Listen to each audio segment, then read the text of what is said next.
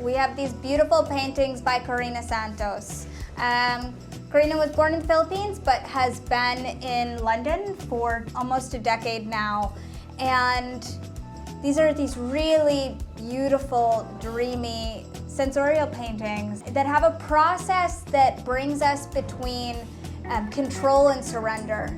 And Carina has, I will let her talk about it, but a really fluid, interesting process that brings us to these abstract paintings today.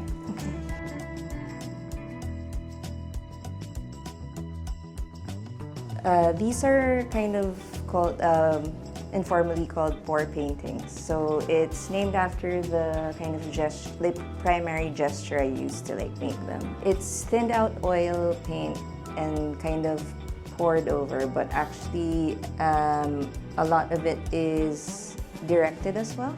So like Katey was saying, it's like a tension between like surrender and just like planning it. Because a lot of the movement you can see in the paint is caused by environmental factors like gravity or how thinly or opaquely I've like mixed all these pigments and paints. And then I tend to finish a work in one sitting. It allows for more interaction between the paint and the pigments and like really creates a lot of really interesting kind of overlays and overlaps. If you look at some of the work, like for example the green kind of tealy bits here, I will use a brush and then kind of position the colors next to each other.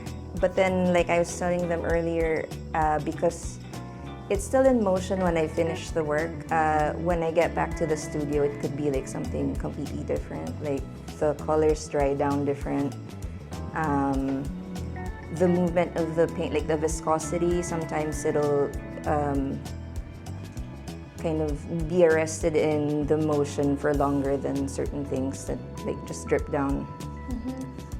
So yeah, my initial kind of experimentations with this process, it was a lot different. It was like very flat and kind of like filled in shapes, I guess. And this is, or I've arrived at like a way where I can kind of play with the, you know, pigments and positioning and kind of arrive at a painting that also surprises me by the end. And that way they really are a record of time.